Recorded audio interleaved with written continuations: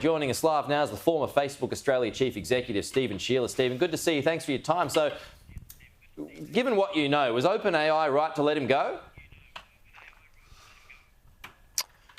I probably don't know any more than you do. I really respect what Sam and OpenAI have built over the past few years, but clearly we're seeing a struggle between those who believe in the ethical development of AI, however they define that, and those who believe in more the commercial development of AI. And it looks like Sam and his board just didn't agree on something fundamental. It certainly was a shocking development over the weekend. Yeah, I mean, looking at this board, though, I mean, you've got the guy who created ChatGPT, I mean, the Oppenheimer of the tech world, some have said, in a company worth $137 billion. Why would they let their main man go? That's a great question. We don't have the answer yet. But if you zoom out a little bit, what do you see? You see a board that is not a conventional board. So OpenAI has an unusual structure. It started as a not-for-profit when it was founded a number of years ago, and then it switched to have a for-profit part, so a company that is designed to make money. But meanwhile, the board is actually the non-profit is what controls the profit, the for-profit part of the business. So that board doesn't actually have any representatives from Microsoft or other investors on it. It's governed by a different sets of rules about building ethical AI, doing AI for good. And clearly there was something that came up that they found alarming that they needed to move quickly. I am concerned, though, the board's showing its incompetence here. You don't fire your CEO, particularly a CEO of Sam's stature and importance, on a Friday afternoon, and then all weekend everybody's scrambling to catch up. I mean, this has been a disaster for that board. I can't see how they continue. Yeah, I mean, he's worth a lot of money, Sam. So what's he got? What's in his brain, Stephen, from afar? What's he got planned for the future?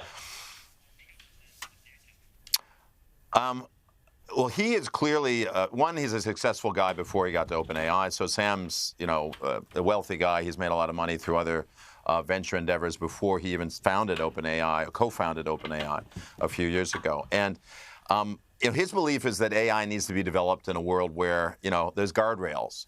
But his board clearly seems to believe that the guardrails Sam wants to put in place aren't strong enough, that he's still going too fast. He's commercializing too quickly.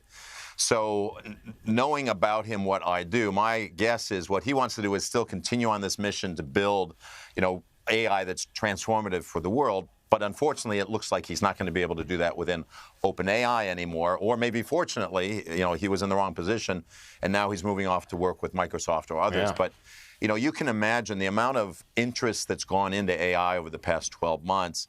Imagine all the VCs and big players that have been whispering in his ears over the past few days. I mean, his options are almost endless at this point. A lot of fear from the public too with what might come out of that too. Stephen, while I've got you before we go, a move today from the Communications Minister to crack down on hate speech on social media companies. I mean, is it that easy? Do you see that happening? And would they even cough up the fines when they come? Well, I've only had a little look at the legislation, so I can't comment on it in detail. It looks like the fines aren't that big that are being proposed. A little more, wrist slaps in effect for the tech giants of the scale they are.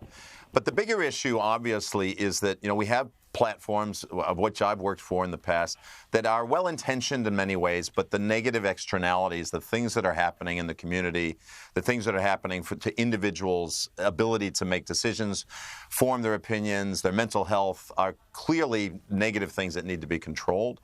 So this legislation, I think, is a step in the right direction to be able to try to step in, particularly where children are concerned. I think there's a big focus here around e-safety for kids, where we actually have a duty of care that's put onto the platforms to do more, to be more transparent, to be more proactive about how their platforms affect both the communities in which they operate and also the individuals that are consuming their content. So I see it as a good step forward that Australia is getting on top of it. All right, Stephen Shearer, good to have you with us this morning. Thank you so much.